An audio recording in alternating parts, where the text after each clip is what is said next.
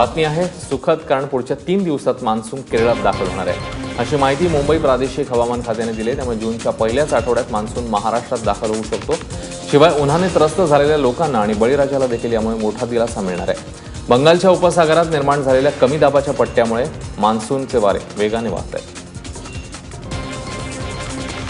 भारतामध्ये पावसाची वाट पाहणं सुरू असतानाच तिकडे श्रीलंकेत मात्र पावसाने अक्षरशः थैमान घातलंय. मान्सूनने पहिल्याच पावसामध्ये श्रीलंकेला मोठा तडाखा दिलाय. काल झालेल्या वादळी पावसामध्ये श्रीलंकेतल्या 91 लोकांचा मृत्यू झाल्याची माहिती मिळते. तर 100हून अधिक लोक जखमी झाले.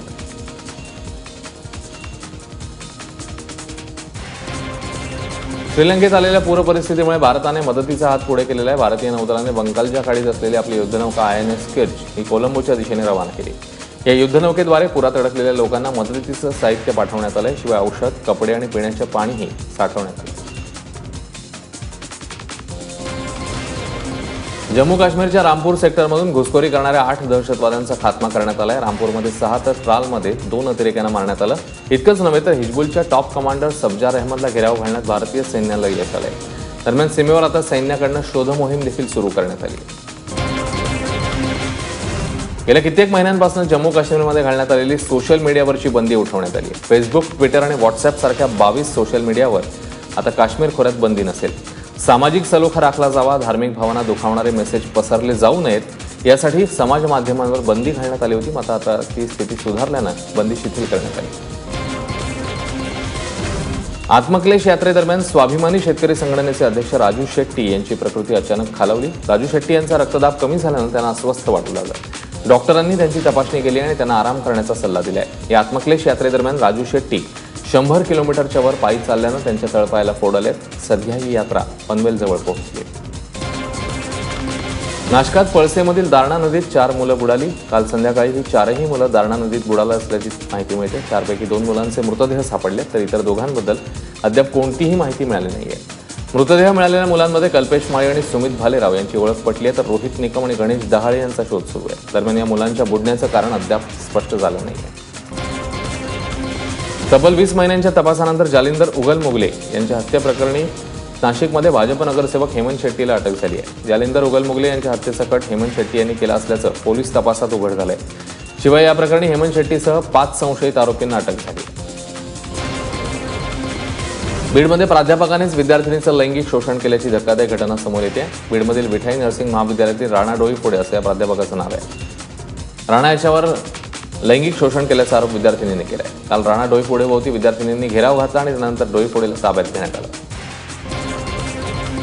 बली नावाच्या वाघाने तब्बल 150 किलोमीटरपेक्षा जास्त एरियल अंतर स्थलांतर केल्याची माहिती मिळते. हा वाघ उमरेड कराडला अभयारण्यातनं मानसिंगदेव अभयारण्यात स्थलांतर करून पोहोचलाय. व्याघ्रप्रेमी डॉक्टर मोहम्मद शाहरिक या पर्यटकामुळे बली नावाच्या वाघाने स्थलांतर केल्याचं समोर आलं. विशेष म्हणजे बली हा वाघ जगप्रसिद्ध जय या वाघाचा छावा आहे असं समजलं. उमरेड कराड अभयारण्यातनं एक वाघ निघून गेल्याचं आणि मानसिंगदेव अभयारण्यात एक नवीन वाघ आल्याचं दोन्ही अभयारण्याच्या प्रशासनाला माहिती नाहीये. गेल्या कित्येक दिवसांपासून उमरेड कराड अभयारण्यातनं वाघांची संख्या कमी होते. बेपत्ता झालेल्या सुखोई विमानाचा ठावठिकाणा लागलाय. आसामच्या तेजपूरपासून जवळपास 60 किलोमीटरच्या अंतरावर सुखोई विमानाचा सांगाडा आढळून आलाय. नियमित सरावासाठी गेलेल्या हवाई दलाचं सुखोई 30 हे विमान बेपत्ता झालं होतं. चीनच्या सीमारेषेवर विमान बेपत्ता झालं होतं. युद्ध पातळीवर विमानाचा शोध घेतला जात होता. रशियातनं खरेदी केलेलं सुखोई विमान हवाई दलाच्या महत्त्वाच्या लढाऊ विमानांपैकी आहे. एका अहवालानुसार मागील 7 वर्षात 7 सुखोई विमानांचा अपघात झालाय. दरम्यान या विमानातील वैमानिकांबाबत अजूनही काहीही समजलं नाहीये असं लेफ्टनंट कर्नल सोमबित घोष यांनी सांगितलं. आता बातमी आहे सगळ्या स्मार्टफोन्स प्रेमींना धक्का देणारी. OnePlus 3T या स्मार्टफोनची भारतातली विक्री बंद होण्याची शक्यता आहे असे संकेत OnePlus कंपनीने दिले. 1 जूनपासून OnePlus 3T इंग्लंडसह युरोपमध्ये खरेदीसाठी उपलब्ध नसणार आहे असं वृत्त फोन अरिनाने दिले. त्यामुळे आता बाजारात उपलब्ध असलेल्या OnePlus 3T या स्मार्टफोन खरेदी करण्याची तुमच्याकडे शेवटची संधी आहे. OnePlus 3T हा OnePlus कंपनीचा सर्वात यशस्वी स्मार्टफोन म्हणून गणला जायचा. सचिन अ बिलियन ड्रीम्सचं प्रमोशन कपिल शर्माच्या शोमध्ये करण्याचं सचिन तेंडुलकरने टाळलंय आणि त्यासाठी सचिनने कारण दिलंय ते मराठी बाणेच्या फिल्मचं प्रमोशन. कोणत्याही हिंदी माध्यमात न करण्याचा निर्णय सचिनने घेतलेला आहे. फक्त मराठी माध्यमांमध्येच प्रमोशन करण्याचा मानस सचिनने व्यक्त केल्याचं कळतंय. सुनील ग्रोवरला झालेल्या मारहाणीमुळे कपिल शर्माच्या शोची लोकप्रियता रसातळाला गेली आहे. त्यामुळे सचिनने कपिलला नकार दिल्याचं बोललं जात होतं. मात्र यामागे मराठीला प्राधान्य हेच कारण असल्याचं कळतंय. बातमी आहे बॉलिवूडच्या धगधग गर्लची. तुम्हाला आश्चर्य वाटेल पण सुरेश वाडकरांनी चक्क माधुरी दीक्षितला लग्नासाठी नकार दिला होता.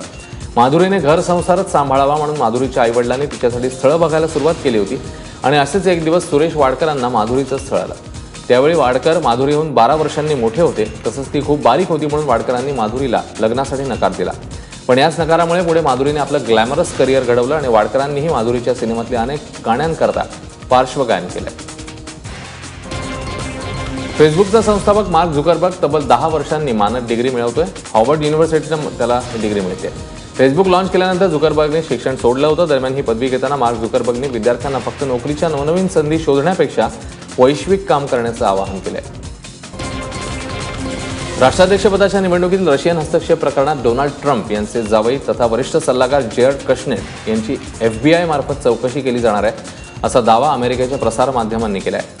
अमेरिकेच्या केंद्रीय तपास यंत्रणेमार्फत ही चौकशी सुरू करण्यात आली आहे. या तपासाअंतर्गत कश्नेर हे तपासाच्या केंद्रस्थानी आहेत किंवा नाहीत हे मात्र स्पष्ट झालं नाहीये. अमेरिकन अधिकाऱ्याच्या हवाल्याने वॉशिंग्टन पोस्टने या संदर्भातलं वृत्त दिलं होतं. राष्ट्राध्यक्ष ट्रम्प इटली दौऱ्यावर असून त्यांच्या समवेत कश्नेर देखील आहे.